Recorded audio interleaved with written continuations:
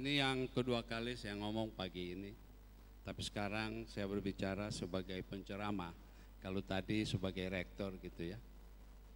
Saudara-saudara sekalian, judul kita pada pagi hari ini adalah nomor 1, bagaimana Unisula supaya Anda kenal, dan dari situ kita berharap kemudian dengan perkenalan itu Anda bisa mencintai perguruan tinggi ini dan ilmu yang ada di dalamnya, dan kemudian bagaimana kita secara bersama-sama tegak di bumi pertiwi, tegak di bumi Allah ini, mengumandangkan sebuah lagu yang sangat merdu di kampus ini, yaitu lagunya Bismillah Membangun Generasi Khairul Ummah. Itu lagunya Unisula itu. Jadi saudara-saudara, hari ini Unisula telah mendapat pengakuan internasional sebagai satu-satunya perguruan tinggi di Asia Pasifik yang berani dan mampu. Kalau berani banyak yang berani, mampu belum tentu. Mengembangkan suatu sistem pendidikan dengan berbasis cyber, sehingga kemudian tercatat di dalam Asia Pasifik Institute for Broadcasting Development sebagai satu-satunya perguruan tinggi yang mempunyai keanggotaan di situ, sehingga kita kemudian menjadi rujukan di Asia Pasifik tentang bagaimana tata cara menyelenggarakan digitalisasi kampus yang mempunyai basis cyber tersebut. Akibat dari hal ini tentunya, atau mengapa kemudian Unisula mengambil posisi seperti itu dikarenakan sebuah kesadaran real bahwa konektivitas antara individual satu dengan yang lain hari ini menjadi intens dan menjadi real. Tadi malam saya coba mengintip salah satu Facebook dari saudara-saudara. Saya membaca hampir 45 menit bagaimana lucu, kocak saudara-saudara yang kehilangan pita, minta pitanya dibelikan di mana, itu ada. Yang baju batiknya belum sempat dibeli, kemudian yang menanyakan kos-kosan, dan berbagai macam cerita human interest yang menarik yang terjadi di antara saudara sendiri. Sesungguhnya saudara, telah terjadi konektivitas yang real, walaupun itu dimainkan di dalam dunia maya. That is cyber. Itulah cyber itu.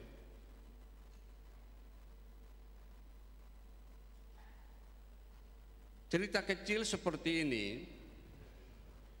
yang sempat saya deteksi memberikan sebuah harapan besar bahwa insya Allah di kampus ini kita secara bersama-sama akan membangun, atau sebagai mahasiswa kita bisa mengharapkan bahwa di kampus ini nomor 1 yang harus selalu dibangun adalah karakter. Karakterlah yang menentukan seseorang jadi atau tidak. Melalui karakter itulah kita dikenal orang dengan identitas, dan melalui karakter itulah rekor Anda dicatat orang dan dicatat oleh Allah Subhanahu wa Ta'ala. Oleh karena itu di kampus ini karakter atau membangun karakter individual menjadi porsi pertama, dan ini yang hilang di pendidikan Indonesia selama ini. Dan saudara, nanti akan ada kuliah umum dari 2 tokoh nasional. Insya Allah nanti kita sudah hubungi dan bersedia pada tanggal 1 Oktober yang akan disampaikan oleh Profesor Dr. Arif Rahman tentang pendidikan karakter di dunia pendidikan. Dan pada tanggal 5 Oktober akan datang lagi seorang tokoh, yaitu Profesor Dr. Azrul Azwar, tentang pendidikan karakter di bidang kesehatan. Tambahan-tambahan pendidikan ini diharapkan membantu kita semua, termasuk saudara-saudara, untuk menemukan jati diri kita, seperti apa kita harus membangun diri di dalam usaha kita untuk menjadi generasi khairul ummah, yaitu sebuah generasi yang mempunyai kecerdasan emosional dan kecerdasan spiritual di samping kecerdasan intelektual yang berdasarkan nilai-nilai Islam.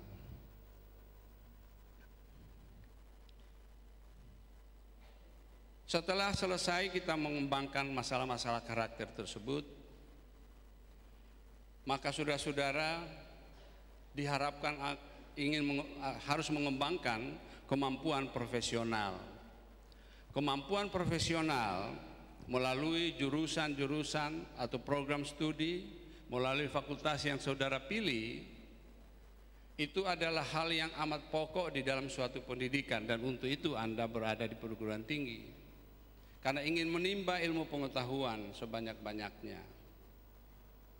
Dan saudara ingin mengetahui atau berkelana di dunia pengetahuan itu, sehingga saudara-saudara mendapatkan pengetahuan itu. Dan insya Allah setelah keluar atau graduate dari kampus ini, maka Anda kemudian saudara-saudara akan mendapatkan kompetensi. Apa itu kompetensi?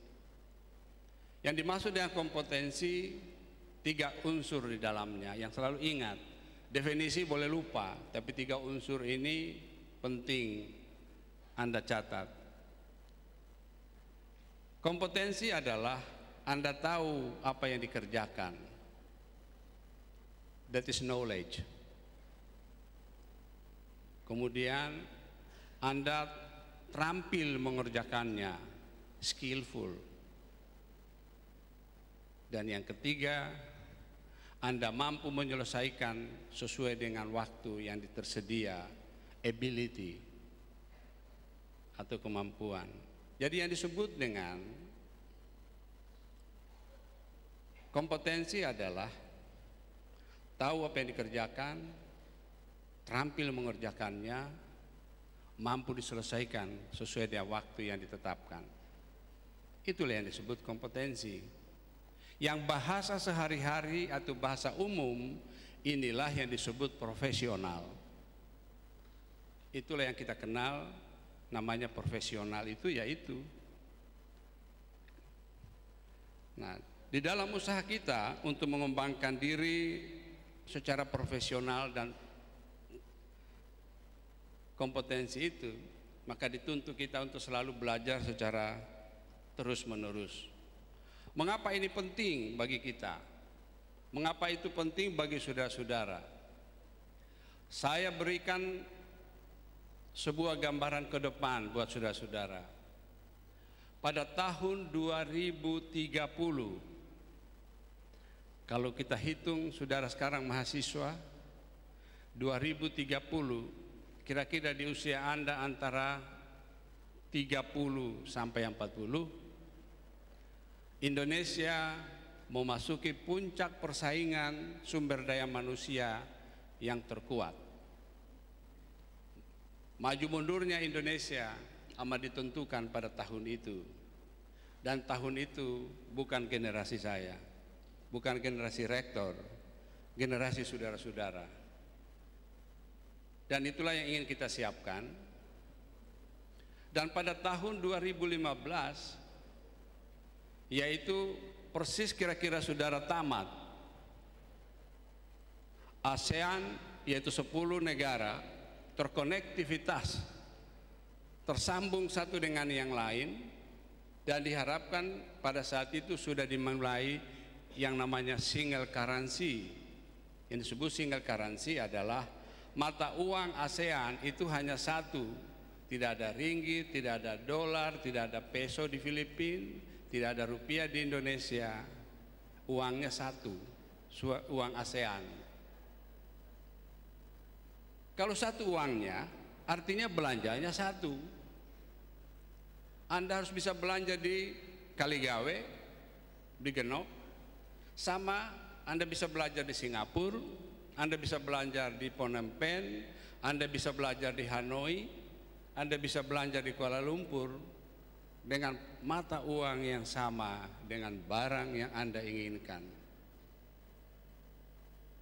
Itulah hari depan yang Anda hadapi dalam waktu dekat. Dan pada tahun 2030 pusat persaingan itu Indonesia ditentukan oleh saudara. Ketika saya mahasiswa, apa yang terjadi hari ini di Republik saya juga diberitahu oleh senior-senior dahulu. Oleh karena itu, dengan sungguh-sungguh menyiapkan diri,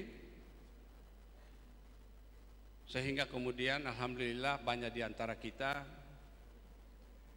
berhasil mengarungi kehidupan ini di masa depan. Cuma tantangan saudara lebih besar dari generasi yang sekarang ini. Dan di generasi saudara, korupsi itu sudah akan hilang. Karena saudara tidak korupsi lagi. Tapi kalau Anda korupsi, ya korupsi tidak hilang. Generasi ini korup karena tidak dididik bagaimana hidup sederhana, bagaimana hidup tanpa harus korup tetapi sukses. Tapi di generasi saudara disiapkan untuk itu. Tantangan saudara secara global tidaklah mudah. Persaingan saudara tidak lagi persaingan dengan anak Semarang, tidak lagi Anda bersaing dengan anak Jogja, tidak Anda bersaing dengan anak Jakarta, tidak bersaing dengan anak Medan. Persaingan saudara terbuka lebar melalui YouTube, melalui interkoneksi yang Anda miliki dengan cyber itu. Anda bersaing dengan anak Jerman, dengan anak Amerika, anak Belanda, anak Korea, anak China, anak Bangladesh, anak India pada saat yang sama, dalam kompetensi yang sama, di dalam area kegiatan profesi yang sama. Camkan ini dan catat ini sebagai pegangan saudara selama 4 tahun menimba ilmu di kampus ini. Kampus ini menyediakan itu untuk saudara-saudara. Dan dalam konteks ini sesungguhnya adalah kita sedang bersaing di dalam era global. Pada dasarnya adalah persaingan peradaban. Kalau Anda lihat itu, saya ingin tunjukkan sepintas kepada saudara-saudara buku-buku yang kita baca sejak SD sampai sekarang. Selalu kita terima bahwa peradaban umat manusia dimulai dari Mesir, Egypt. Indikatornya piramid, udah begitu aja. Kemudian itu sebelum Nabi Isa lahir.